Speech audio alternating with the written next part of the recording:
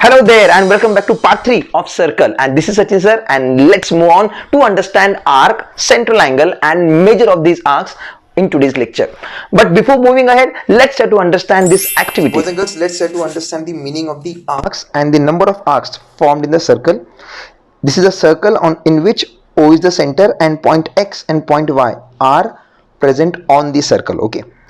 Now, if I draw a chord, a segment joining any two point on the circle. Okay. So point A and point B are on the circle, and if I draw the chord joining them, so at the time we can clearly see that the circle is divided into two parts. One part is along with the center, another part is without center. The part which is without center is called as minor arc, and the part in which center is present is called as major arc. So major arc is nothing but, now if you name it, then it is A, Y and B, and if you name the smaller part, then A, X, B, or simply you can name it AB. Okay, so minor arc and the major arc are the two arcs formed by the chord. And if I draw a diameter in this circle, okay, so this is presently diameter. Okay, a chord passing through center of the circle, chord passing through center of the circle is called as diameter. And now the circle is divided into two parts. Okay, and these two parts are exactly equal to each other. Okay, and that is why it is called as semicircle.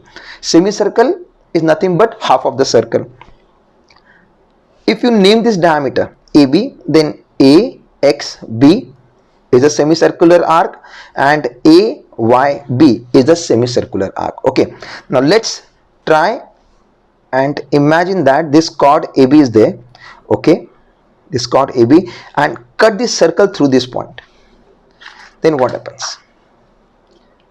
If this was the position of chord AB, right? Somewhat.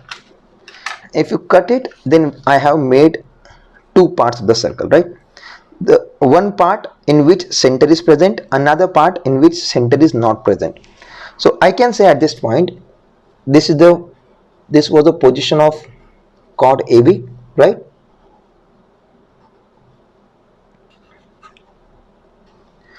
So I have made two arcs. One is minor arc, that is AXB, and major arc AYB. Always keep it in mind, the measure of minor arc, okay, it will be always less than 180. Measure of minor arc will be always less than 180, and measure of major arc, the bigger part, will be always more than 180. Why sir 180 as you can say middle line? Because 180 degree is the measure of semicircular arc, that is a half of the circle. If half of the circle measures 180 degree, then can you guess the measure of full circle? Yes, it is double of 180, that is 360 degree. Okay, so in short, if I cut this circle through center exactly, okay, then it is divided into two parts. That means if I draw a diameter presently over here, that cut portion is nothing but the diameter. So let it be A and B again, okay, which will be present in both the part. AB, if I consider AB as a diameter, okay, then it is dividing the circle into two parts. Okay, these two parts are exactly equal, and the measure or the measure of this arc are nothing but exactly 180 degree. 180 degree above also, 180 degree downward also, and if I join them together, it makes a complete circle, and the measure of complete circle is nothing but 360 degrees. So this part is clear. Okay, now if the way I told you, for the major arc, the measure is always how much? Yes, more than 180, more than 180 degree, then it is called as major arc. And for the minor arc, measure is less than 180, less than 180 degree. So these are the measures and the types of arcs formed in a circle due to chord. Now boys and girls, let's try to understand the meaning of central angle. This is the angle. Every angle has only one vertex. A vertex is the point where two sides are meeting each other. So these are the sides of angle and they are meeting each other at this darkened point. Okay, so consider a circle. If this is the previous circle that we have taken, okay, if I draw an angle in such a way that the vertex of that angle lies on the center of the circle, okay, then this angle is called as central angle. What's I said? If the vertex of the angle is present on the center of the circle, then that makes that angle special, and that angle is called as central angle. And the part of the circle which is present in between the arms of the angle, okay, so presently over here this part, correct, this part is called as intercepted arc or corresponding minor arc. I repeat, the part of a circle which present between the arms of this central angle, okay, so presently over here this part is called as intercepted arc or minor arc. And whatever the measure of this central angle is there, okay, suppose this central angle is 70 degree, then same measure will be there for this minor arc.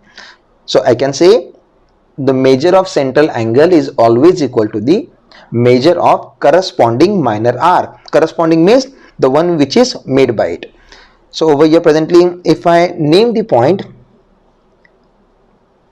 P and Q, then I can say the arc made by this central angle is nothing but the PQ, and if this central angle is of 70 degree, then ultimately the arc PQ is also 70 degree.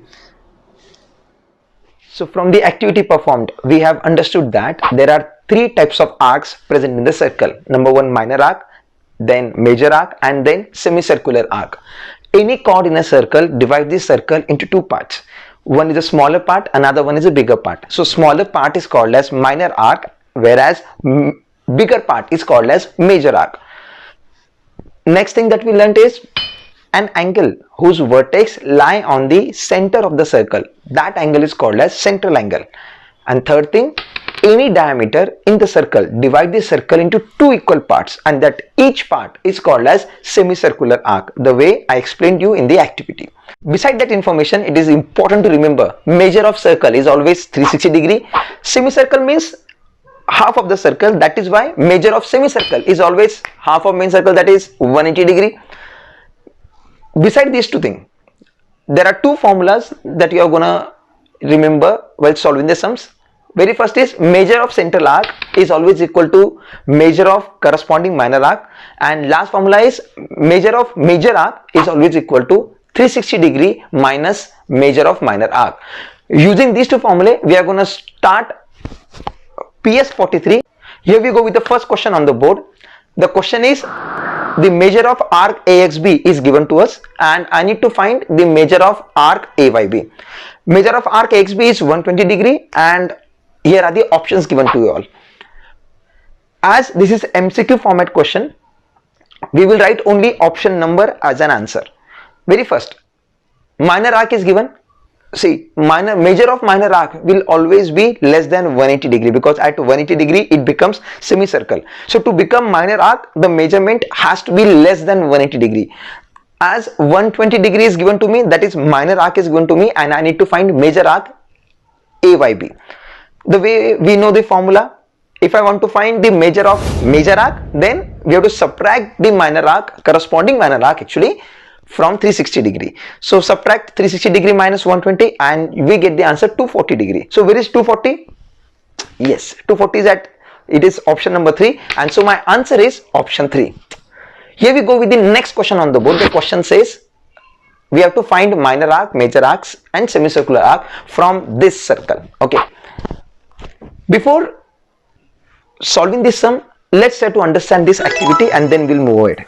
So boys and girls, according to question, we are supposed to find minor arc, major arc and semicircular arc in this question. I have taken a circle, okay, and the details are mentioned in the circle. Now if I want to find major or minor arc, then we have to first target the chord.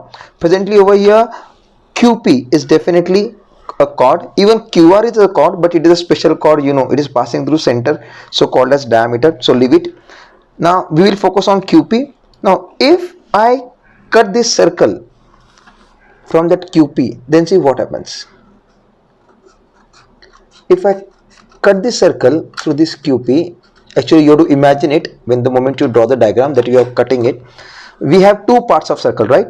So a smaller part, that is now this point Q and P, though they are written in the bigger circle, okay, bigger part, but don't forget that this Q is here also and P is here too, okay. So this smaller part, that is QXP, is acting as minor arc, and the bigger part, that bigger part is nothing but QYP, is acting as major arc. You can write QRP also, but whether you take QYP or QRP, both are gonna indicate same arc, so you just have to write any one of them. So from the chord we have made two arcs, minor arc QXP and major arc QYP. So the next one is what happens if we cut it through diameter. See, diameter divide the circle into two equal parts, right? That means semicircular arcs are made by diameter usually. So if I cut the circle or this chart paper, then what do we get? We have two parts with us, right? Yes, exactly. So the part, downward bottom part, that is QYR, and the upward part of the diameter is, again the way I told you, point Q is here also and point R is here, okay. So we have QPR, you say, or QXR, one and the same thing. These two, QPR and QYR, are gonna make semicircular arc. Boys and girls, one more thing must be noticed by you, okay. Very first, the chord which was chosen by me, okay, if I write the name of the minor arc, it will be QXP, and check out in arc QSP we have name of the chord at the start and at the end of that arc, name of the arc, right? QP is the chord and name of the arc is QXP, okay. Check out the major arc, we have chosen the chord QP, and check out the name of the major arc QYP. That means again the name of the chord is at the letters of the chord are at the beginning, at the end, at the end of the name of the major arc. Same goes with the semicircular arc. What happens over here, the moment I cut it to the diameter, that is QR, right?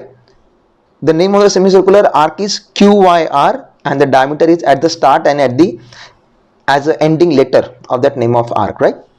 Same goes with the upward arc, QPR, and the QR is the diameter which is making first and the last letter of that name.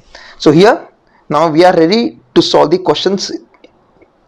Let's go. So with the help of activity, we can say that minor arc in the given circle is nothing but arc QXP, because we have to choose a chord. Chord in the circle is QP, the way I explained you, and now that makes QXP as minor arc because it is the smaller part of the circle.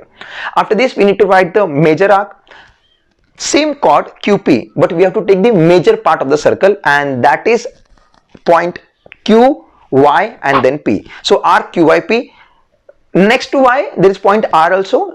Whether you write QYP, that is arc QYP, or arc QRP, they are one and the same. So any one of them will make the answer.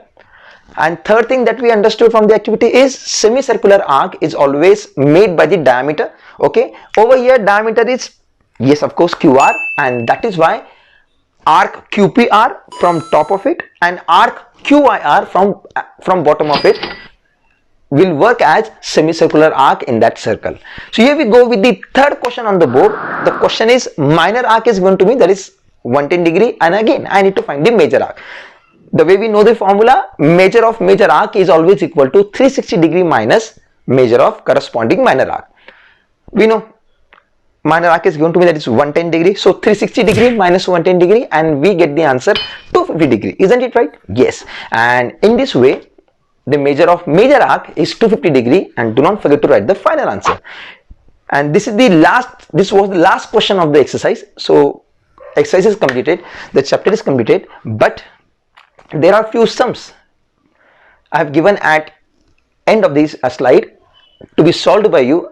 And if you have any doubt while solving these questions, do not forget to ask me in the comment section below. I'll be delighted to solve it. Till then, see ya and bye bye.